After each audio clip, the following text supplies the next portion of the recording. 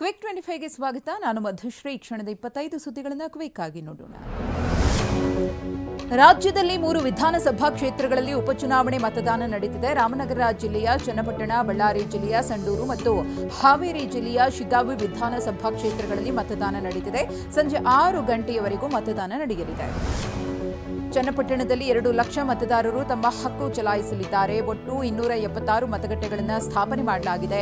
ಚನ್ನಪಟ್ಟಣದಲ್ಲಿ ಬೆಳಗ್ಗೆ 11ರವರೆಗೆ 27.02% ಮತದಾನವಾಗಿದೆ. ಸಂಡೂರಿನಲ್ಲಿ ಕಾಂಗ್ರೆಸ್ ಅಭ್ಯರ್ಥಿ ಅನ್ನಪೂರ್ಣ ಮತ ಚಲಾಯಿಸಿದ್ರು. ಪಂಚಾಯತ್ ರಾಜ್ ಇಂಜಿನಿಯರಿಂಗ್ ಉಪವಿಭಾಗ ಕಚೇರಿ ಮತಗಟ್ಟೆಗೆ ಪತಿ ಇ ತುಕಾರಾಂ ಅವರ ಜೊತೆ ಆಗಮಿಸಿ ಮತದಾನ ಮಾಡಿದ್ರು. ಸಂಡೂರಿನಲ್ಲಿ 11 ಗಂಟೆಯವರೆಗೆ 26% ಮತದಾನವಾಗಿದೆ. ಹಾವೇರಿ ಜಿಲ್ಲೆ ಶಿಗ್ಗಾವಿ ಕ್ಷೇತ್ರದಲ್ಲೂ ಮತದಾನ ಬಿರುಸಿನಿಂದ ಸಾಗಿದೆ. ಶಿಗ್ಗಾವಿಯಲ್ಲಿ ಬೆಳಗ್ಗೆ 11ರವರೆಗೆ 26.61% ಮತದಾನವಾಗಿದೆ. ರಾಮನಗರ ಜಿಲ್ಲೆ ಚನ್ನಪಟ್ಟಣ ಕ್ಷೇತ್ರದ ಕಾಂಗ್ರೆಸ್ ಅಭ್ಯರ್ಥಿ ಯೋಗೇಶ್ವರ್ ಅವರ ಪತ್ನಿ ಜೊತೆ ಬಂದು ಹಕ್ಕನ್ನು ಚಲಾಯಿಸಿದ್ರು. ಸ್ವಗ್ರಾಮ ಚಕ್ಕೆರೆಯ ಮತಗಟ್ಟೆ ಸಂಖ್ಯೆ 167ರಲ್ಲಿ ಸಿಪಿವೈ ವೋಟ್ ಮಾಡಿದ್ರು. ಚನ್ನಪಟ್ಟಣದ ಕೆಂಗಲ್ ಗ್ರಾಮದಲ್ಲಿ ಎನ್ಡಿಎ ಅಭ್ಯರ್ಥಿ ನಿಖಿಲ್ ಕುಮಾರಸ್ವಾಮಿ ಆಂಜನೇಯ ದೇಗುಲಕ್ಕೆ ಭೇಟಿ ನೀಡಿದ್ರು. ಕೆಂಗಲ್ ಅಯ್ಯನ ಗುಡಿಯಲ್ಲಿ ಪೂಜೆ ಸಲ್ಲಿಸಿದ್ರು. ಶಿಗ್ಗಾವಿ ನಗರದ ಸರ್ಕಾರಿ ಗಂಡು ಮಕ್ಕಳ ಶಾಲೆಗೆ 20 ದಿನದ ಹಸುಗೂಸುವಿನೊಂದಿಗೆ ಬಂದ ಬಾಣಂತಿ ಮತದಾನ ಮಾಡಿದ್ದಾರೆ. 20 ದಿನದ ಮಗು ಪತಿಯ ಜೊತೆ ಬಂದು ಮತದಾನವನ್ನು ಮಾಡಿದ್ದಾರೆ. ಹಾವೇರಿ ಜಿಲ್ಲೆ ಶಿಗ್ಗಾವಿಯಲ್ಲಿ 6 ತಿಂಗಳ ಹಸುಗೂಸುವಿನೊಂದಿಗೆ ಬಾಣಂತಿ ಹಾಗೂ ಆಪರೇಷನ್ ಆದರೂ ಅಜ್ಜಿಯೊಬ್ಬರು ಬಂದು ಮತ ಚಲಾಯಿಸಿದ್ದಾರೆ. ಈ ಮೂಲಕ ಕುಟುಂಬ ಮಾದರಿಯಾಗಿದೆ. ಶಿಗ್ಗಾವಿ ವಿಧಾನಸಭಾ ಕ್ಷೇತ್ರದಲ್ಲಿ 95 ವರ್ಷದ ವೃದ್ಧೆ ದುರ್ಗಮ್ಮ ಎಂಬುವರು ಮತದಾನ ಮಾಡಿದ್ರು. ಮಾಂಬ್ಲೆ ದೇಸಾಯಿ ಶಾಲೆಯ ಮತಗಟ್ಟೆಯಲ್ಲಿ ವೃದ್ಧೆ ವೋಟ್ ಮಾಡಿದ್ರು. ರಾಮನಗರ ಜಿಲ್ಲೆ ಚನ್ನಪಟ್ಟಣದ ಚಕ್ಕೆರೆ ಮತಗಟ್ಟೆ ಸಂಖ್ಯೆ 168ರಲ್ಲಿ 80 ವರ್ಷದ ವೃದ್ಧೆ ಮತದಾನ ಮಾಡಿದ್ದಾರೆ. ಲಿಂಗಮ್ಮ ವೀಲ್ ಚೇರ್ನಲ್ಲಿ ಬಂದು ಮತ ಚಲಾಯಿಸಿದ್ದಾರೆ.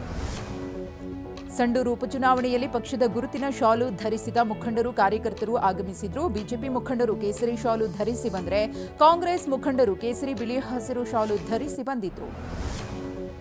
ಚನ್ನಪಟ್ಟಣ ನಗರದ ಮತಗಟ್ಟೆ ಸಂಖ್ಯೆ 117ರಲ್ಲಿ ಮುಸ್ಲಿಂ ಮಹಿಳೆಯರು ಬುರ್ಖಾ ಧರಿಸಿ ಮತದಾನಕ್ಕೆ ಬಂದಿದ್ರು. ನಿಕಾಬ್ ತೆಗೆದು ಗುರುತಿನ ಚೀಟಿ, ಮುಖ ತೋರಿಸಿ ಮತದಾನ ಮಾಡುವಂತೆ ಸಿಬ್ಬಂದಿ ಸೂಚಿಸಿದ್ರು. ಚನ್ನಪಟ್ಟಣ, ಶಿಗ್ಗಾವಿ ಮತ್ತು ಸಂಡೂರು ವಿಧಾನಸಭಾ ಕ್ಷೇತ್ರಗಳ ವ್ಯಾಪ್ತಿಯಲ್ಲಿ ನಿನ್ನೆಯಿಂದಲೇ ನಿಷೇಧಾಜ್ಞೆ ಜಾರಿಯಾಗಿದೆ. ನಾಳೆ ಬೆಳಗ್ಗೆ 6 ಗಂಟೆಯವರೆಗೂ ಮದ್ಯ ಮಾರಾಟಕ್ಕೆ ಬ್ರೇಕ್ ಬಿದ್ದಿದೆ. ಅಧಿಕಾರಿಗಳು ಹದ್ದಿನ ಕಣ್ಣಿಟ್ಟಿದ್ದಾರೆ. ಇಂದು ಜಾರ್ಖಂಡ್ ವಿಧಾನಸಭೆಗೆ ಮೊದಲ ಹಂತದ ಚುನಾವಣೆ ನಡೆಯುತ್ತಿದೆ. 81 ಕ್ಷೇತ್ರಗಳ ಪೈಕಿ 43 ಕ್ಷೇತ್ರಗಳಲ್ಲಿ ಮತದಾನ ಶುರುವಾಗಿದೆ. ಬೆಳಗ್ಗೆ 9 ಗಂಟೆವರೆಗೆ 13% ಮತದಾನವಾಗಿದೆ. ವಯನಾಡು ಲೋಕಸಭಾ ಕ್ಷೇತ್ರದಲ್ಲಿ ಮತದಾನ ಬಿರುಸಿನಿಂದ ನಡೆಯುತ್ತಿದೆ. ಬೆಳಗ್ಗೆ 7 ಗಂಟೆಯಿಂದಲೇ ಮತಗಟ್ಟೆಗಳ ಬಳಿ ಸರತಿ ಸಾಲಿನಲ್ಲಿ ನಿಂತು ಮತದಾರರು ವೋಟ್ ಮಾಡುತ್ತಿದ್ದಾರೆ. ವಯನಾಡಿನಲ್ಲಿ ಬೆಳಗ್ಗೆ 9ರವರೆಗೆ 13.91% ಮತದಾನವಾಗಿದೆ. ವಯನಾಡು ಕ್ಷೇತ್ರದ ಕಾಂಗ್ರೆಸ್ ಅಭ್ಯರ್ಥಿ ಪ್ರಿಯಾಂಕಾ ಗಾಂಧಿ ಮತಗಟ್ಟೆಗಳಿಗೆ ಭೇಟಿ ನೀಡಿದ್ರು. ಕಲ್ಪೆಟ್ಟಾದ ಮತಗಟ್ಟೆಗೆ ಭೇಟಿ ನೀಡಿ ವ್ಯವಸ್ಥೆ ಗಮನಿಸಿದ್ರು. ಸಿಎಂ ಪತ್ನಿ ಪಾರ್ವತಿ ಪಡೆದ 14 ನಿವೇಶನಗಳ ವಿಚಾರದಲ್ಲಿ ಮತ್ತೊಂದು ಅಕ್ರಮ ಬಯಲಾಗಿದೆ. ಅರ್ಜಿ ಹಾಕದ ಸಿಎಂ ಪತ್ನಿಗೆ ಮುಡಾ ಅಧಿಕಾರಿಗಳು 14 ಸೈಟ್ ಖಾತೆ ಮಾಡಿಕೊಟ್ಟಿದ್ದಾರೆ. ಬಂಡೀಪುರದಲ್ಲಿ ರಾತ್ರಿ ಸಂಚಾರ ಬ್ಯಾನ್ ವಾಪಸ್ ವಿಚಾರವನ್ನು ಪರಿಶೀಲನೆ ಮಾಡುತ್ತಾರೆ ಎಂದು ಬೆಂಗಳೂರಿನಲ್ಲಿ ಗೃಹ ಸಚಿವ ಡಾ ಜಿ ಪರಮೇಶ್ವರ್ ಹೇಳಿದ್ದಾರೆ. ಸಂಚಾರಕ್ಕೆ ಅವಕಾಶ ಕೊಟ್ಟರೆ ಪ್ರಾಣಿಗಳು ಸಾಯುತ್ತವೆ ಅಂತ ಆರೋಪವಿದೆ, ಪರಿಶೀಲಿಸುತ್ತಾರೆ ಎಂದಿದ್ದಾರೆ.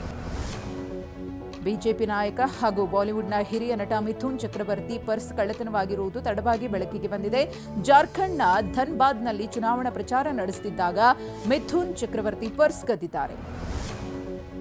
ಕೇಂದ್ರ ಹೆದ್ದಾರಿ ಸಚಿವ ನಿತಿನ್ ಗಡ್ಕರಿ ಅವರ ಹೆಲಿಕಾಪ್ಟರ್ ಪರಿಶೀಲನೆ ನಡೆಸಲಾಗಿದೆ. ಮಹಾರಾಷ್ಟ್ರದ ಲಾತೂರ್ನಲ್ಲಿ ಚುನಾವಣಾ ಅಧಿಕಾರಿಗಳು ತಪಾಸಣೆ ಮಾಡಿದ್ದಾರೆ. ಹೆಲಿಕಾಪ್ಟರ್ನಲ್ಲಿರೋ ಬ್ಯಾಗ್ಗಳನ್ನು ಪರಿಶೀಲಿಸಿದ ಅಧಿಕಾರಿಗಳು ನಿರ್ಗಮಿಸಿದ್ದಾರೆ. ರಾಷ್ಟ್ರ ರಾಜಧಾನಿ ದೆಹಲಿಯಲ್ಲಿ ವಾಯು ಗುಣಮಟ್ಟ ಪಾತಾಳಕ್ಕೆ ಇಳಿದಿದೆ. ಬೆಳಗ್ಗೆ ದೆಹಲಿಯಲ್ಲಿ ವಾಯು ಮಾಲಿನ್ಯವು ವಾಯು ಗುಣಮಟ್ಟ ಸೂಚ್ಯಂಕದಲ್ಲಿ 349ರಷ್ಟು ದಾಖಲಾಗಿತ್ತು. ಇಂದಿರಾ ಗಾಂಧಿ ವಿಮಾನ ನಿಲ್ದಾಣದಲ್ಲಿಯೂ ಗೋಚರತೆ ಶೂನ್ಯಕ್ಕೆ ತಲುಪಿತ್ತು. ಇದರಿಂದ ವಿಮಾನ ಹಾರಾಟದಲ್ಲಿ ವ್ಯತ್ಯಯ ಉಂಟಾಗುವ ಎಚ್ಚರಿಕೆ ನೀಡಲಾಗಿದೆ.